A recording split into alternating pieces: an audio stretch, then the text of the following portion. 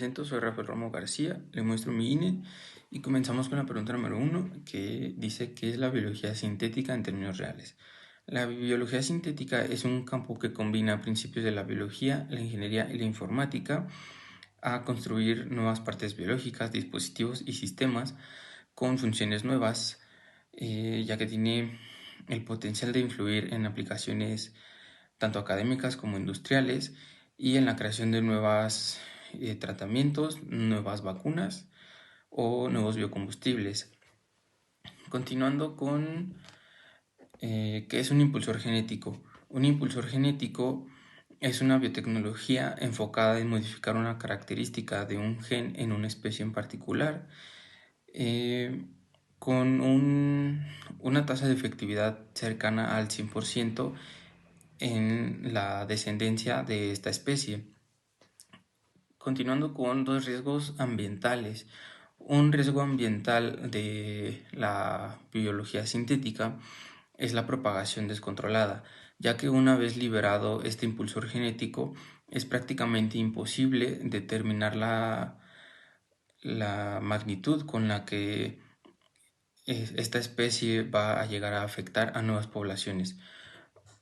Otro riesgo ambiental es la pérdida de biodiversidad, ya que al modificarse un gen de una especie, esta especie también tiene depredadores, lo cual se hace una cadena en estas modificaciones de los genes. Y un riesgo para la salud humana es que se vuelve más difícil la gestión de riesgos sanitarios, como por ejemplo con el mosquito, que tiene o puede llegar a tener una mayor capacidad de transmitir nuevas enfermedades a los seres humanos. Continuamos con la pregunta número 2, que dice discursivamente cómo se presenta la agricultura 4.0 en la parte industrial. La agricultura 4.0 en el sector industrial se presenta como una solución inevitable y verde, ya que con esta nueva agricultura se puede enfrentar a nuevos desafíos como la hambruna mundial, ya que al implementarse nuevas tecnologías se es más eficaz y sostenible, ya que se puede hacer más con menos. Continuando con qué es realmente la agricultura 4.0, en la práctica la agricultura 4.0 es una recolección masiva de datos agrícolas, como puede ser el suelo, el clima y el rendimiento. Sin embargo, todos estos datos quedan a manos de empresas prestadoras de servicios y se consigue optimizar el sembradío a base de los logaritmos que generan estas nuevas tecnologías. Continuando con dos riesgos económicos para la agricultura 4.0 es la dependencia tecnológica y el endeudamiento, ya que no todos los agricultores cuentan con el capital necesario para las suscripciones a estas plataformas. Se puede generar un endeudamiento y una pérdida de las decisiones productivas, ya que le cedes a las plataformas privadas, se pierde el control de la información estratégica que puede ser usada comercialmente en su contra. Dos riesgos ambientales puede ser la degradación del suelo y que se deja una huella ecológica gracias a la infraestructura digital. Y un riesgo para la salud humana es que a pesar de estas nuevas tecnologías se sigue consumiendo todos los agroquímicos usados en estas agriculturas. Mi nombre es Valentín Ismael Rodríguez García, del grupo 4M2. Aquí está mi INE y mi credencial de estudiante. Con la revolución tecnológica 4.0, las granjas tuvieron una importante disminución. Aproximadamente desde el siglo anterior hasta la actualidad hubo una disminución del 60% en la cantidad de granjas existentes en todo el mundo, con centros principales en Estados Unidos y Europa Occidental.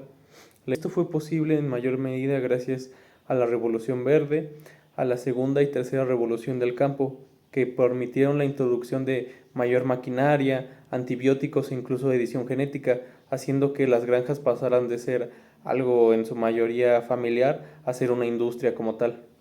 La ganadería 4.0 es la implementación de tecnologías en la industria ganadera, como lo puede ser la inteligencia artificial o sensores automáticos de la producción, esto con el fin de mejorar la producción y disminuir los recursos implementados. Por ejemplo, en las granjas de vacas se utilizan collares o aretes que permiten monitorear la temperatura del animal, su ingesta de alimentos, su peso y si está desarrollando alguna enfermedad. Esto con el fin de optimizar lo que se produce en cada granja y así llevar los desperdicios al mínimo, teniendo una eficiencia extrema. Pero también se utilizan sensores que miden y graban el comportamiento del animal para así poder detectar de otra forma cualquier complicación que tengan. Esto con la idea de generar una sostenibilidad a largo plazo. Como riesgo económico tenemos que a pesar de que se generan aproximadamente 80 mil millones de dólares al año por la industria ganadera, esta está dejando fuera a los pequeños productores o a las granjas familiares, ya que se ha convertido en una industria altamente, válgame la redundancia, industrializada. Como un riesgo a la salud humana, tenemos que el uso de antibióticos en las vacas, por ejemplo, genera a largo plazo una dependencia en el humano que consume la carne o la leche que se produce de ellas. Y como un riesgo ambiental, tenemos que supuestamente se genera mucho metano por las granjas de vacas, pero lo más importante es que hay un deterioro ambiental debido a la deforestación que genera ampliar estas granjas y no solo eso, sino que la pastura también genera un desgaste natural debido a que se ocupa demasiada agua para esto. Respondiendo a la pregunta número 4, la geoingeniería es un conjunto de tecnologías propuestas para intervenir deliberadamente y a gran escala sobre los cambios climáticos que se presentan en el planeta. Principalmente son dos: la gestión de la radiación solar, conocida como SRM, y la remoción de dióxido de carbono. Las empresas lo presentan como una situación de emergencia, una herramienta de emergencia o complementaria, mediante la cual se permite ganar tiempo mientras se hace la transformación energética. ¿La definición corresponde con la realidad? Pues la verdad es que no, o no completamente, ya que la geoingeniería solar no, no reduce las concentraciones de CO2 en la atmósfera, solo las cubre temporalmente y se presenta frecuentemente como algo reversible y controlable, cuando la realidad es que se implican muchos riesgos en cascada fáciles de contrarrestar. Si es viable alcanzar dicho objetivo en términos económicos, técnicos y ambientales, técnicamente el consenso científico sobre la habilidad de estas tecnologías eh, no deja de generar efectos secundarios graves e impredecibles en estos patrones. Económicamente, aunque algunas técnicas son de bajo costo, como la inyección a la estratosfera de aerosoles, facilita a que países o incluso empresas puedan desplegarla unilateralmente, generando riesgos geopolíticos. Ambientalmente no es viable sin riesgos serios, ya que la evidencia científica disponible sugiere que no se puede eliminar la causa del problema mediante estas tecnologías y no se soluciona desde la raíz, sino que solo se hace mediante una presión política y social para transformar este modelo energético.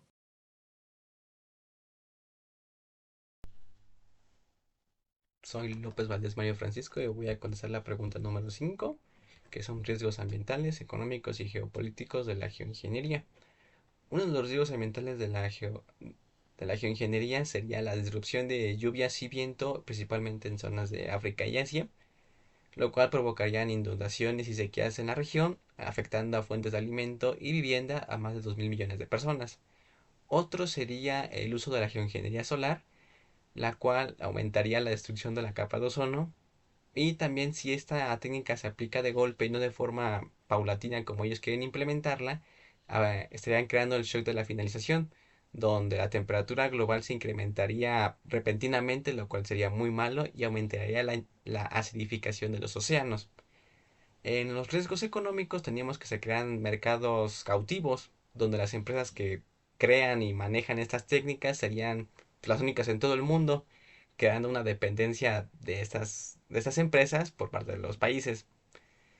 La segunda sería que la geoingeniería afecta a economías de países menos desarrollados y más vulnerables, ya que éstas pierden sus medios locales como cultivos, ganado y materias primas, lo cual los países pues, tienen que resolver esos costos que ellos nunca provocaron y que pues, realmente fueron las economías del norte global, aumentando la desigualdad entre naciones. Y el principal riesgo geopolítico sería una mala gobernanza justa y democrática, ya que ningún país tiene el poder de mitigar el uso de estas técnicas. Y es por eso que científicos de más de 59 países firmaron un acuerdo el cual ellos se rehúsan a usar la geoingeniería solar.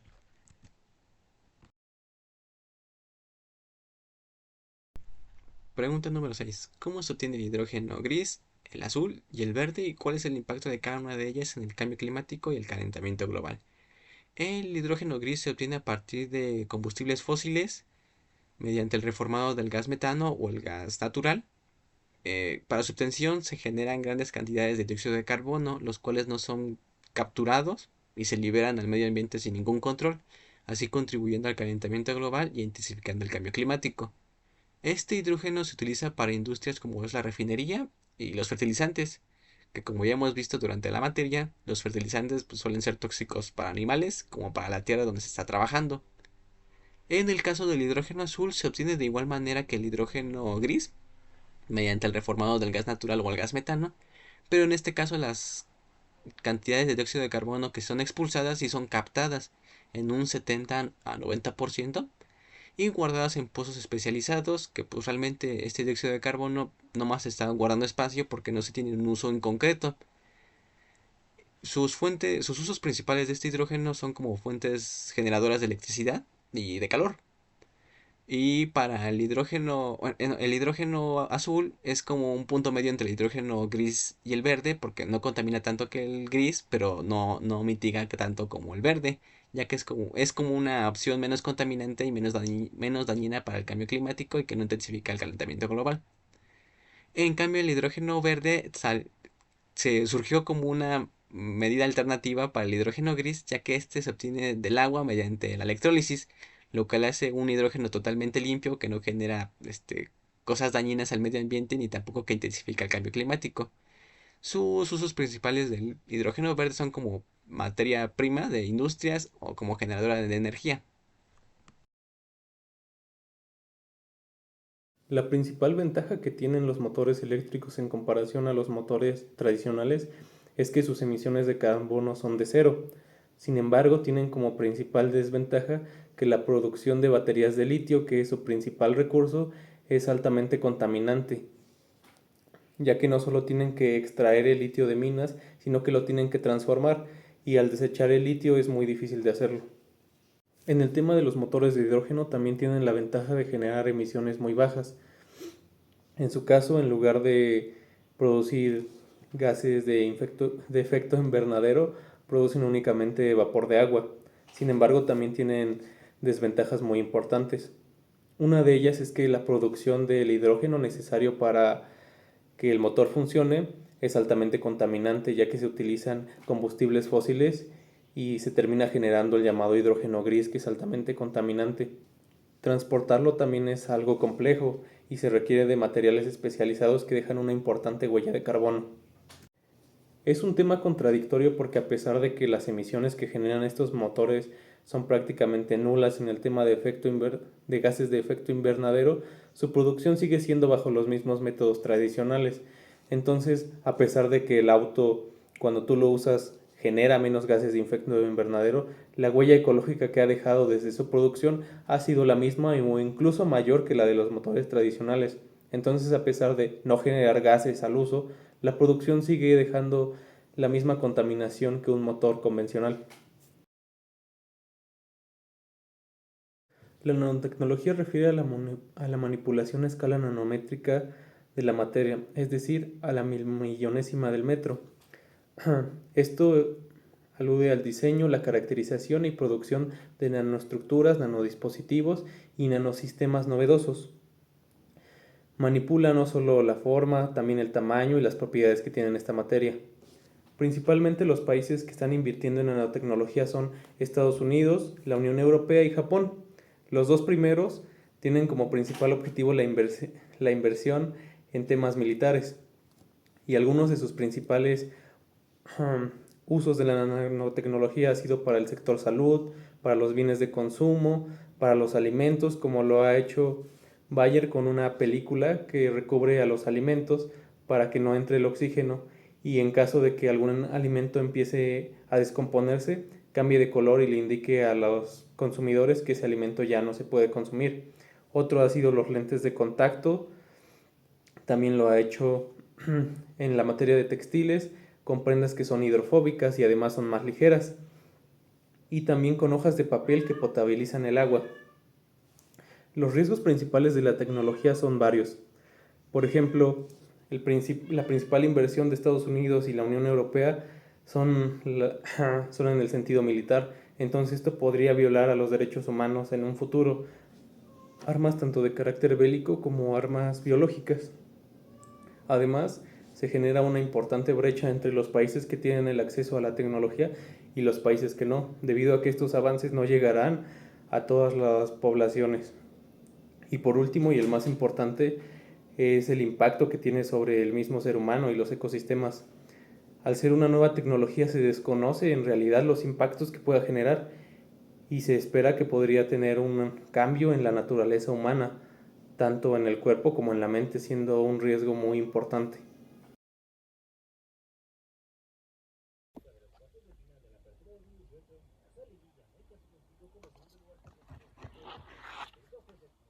Dos impactos positivos y dos impactos negativos de las tecnologías del teletrabajo en la vida laboral. Bueno, dos impactos positivos serían el ahorro de recursos y tiempo, ya que se eliminan los tiempos de costos de desplazamiento diario del lugar del trabajo. El segundo impacto positivo sería la flexibilidad, ya que permite una mejor conciliación entre la vida personal y laboral, al poder autogestionar o gestionar los horarios. Los impactos negativos serían la dificultad para desconectarse, ya que los límites del espacio personal y laboral se difuminan, provocando que los empleados trabajen más horas. El segundo impacto negativo serían el aislamiento profesional y la falta de interacción presencial, que puede afectar en el trabajo y en el equipo de pertenencia de una empresa. El inciso B: ¿qué tipos de oficios y profesiones tienen más probabilidad y qué porcentaje de desaparecer a medida que se incrementa el uso de tecnologías 4.0? Bueno, ya que esto se puede medir gracias a los organismos internacionales que estiman que los oficios compuestos por tareas físicas predecibles y repetitivas y de procesamiento de datos básicos son los más propensos a automatizarse. Esto incluye profesiones como cajeros, operarios de líneas de ensamblaje, capturistas de datos, agentes de telemarketing, auditores básicos y choferes de transporte de carga. En cuanto a porcentajes, diferentes estudios proyectan que entre un 30 y un 47% de los empleos actuales tienen altos de riesgo de ser automatizados y transformados radicalmente en las próximas 2 décadas debido a la industria 4.0.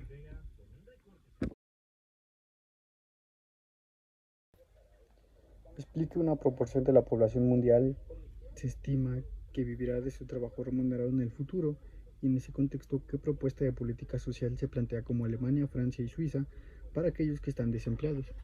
Bueno, aunque no existe una cifra, ya que una cifra exacta, ya que las proyecciones difieren mucho dependiendo de la institución.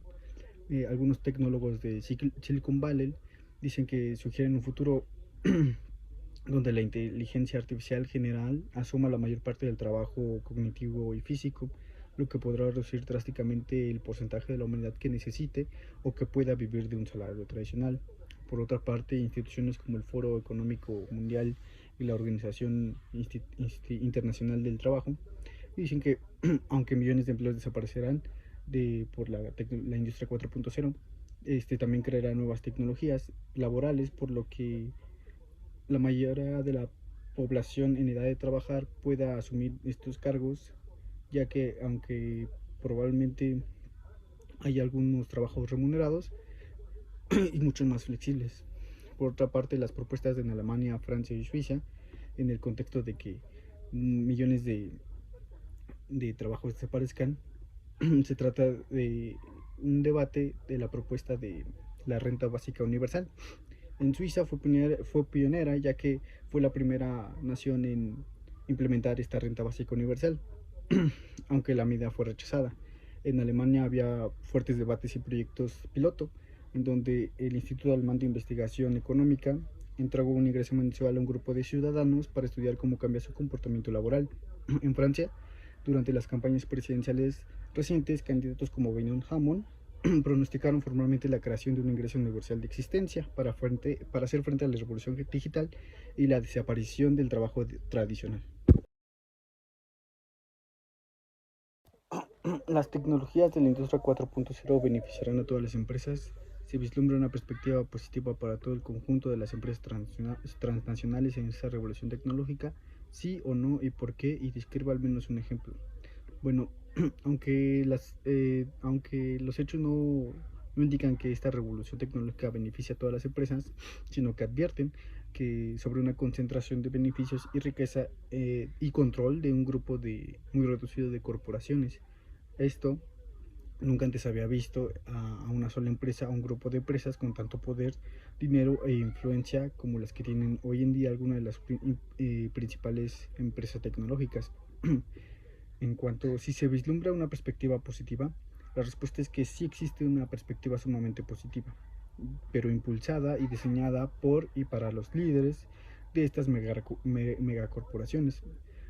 Los grandes jefes del sector difunden una visión utópica donde la tendencia es increíblemente positiva. El motivo de este beneficio desproporcionado para los gigantes de Silicon Valley es un modelo de negocio en donde se basa sumamente en la explotación para minimizar los costos. Es decir, estas corporaciones transnacionales externalizan el uso de trabajo sucio de procesamiento de datos hacia países del sur global, es decir, que sufren de crisis económicas y falta de derechos laborales. De este modo, las empresas justifican el sufrimiento humano y el daño medioambiental en nombre del progreso, obteniendo ganancias multimillonarias. Por otro lado, un ejemplo claro está en el caso de OpenAI, donde detallan que externalizó el entrenamiento de sus sistemas en Kenia para que la IA no aprendiera a no imitar comportamientos tóxicos. Envió conjunto de datos cuyo contenido era casi 100% perturbador y tóxico.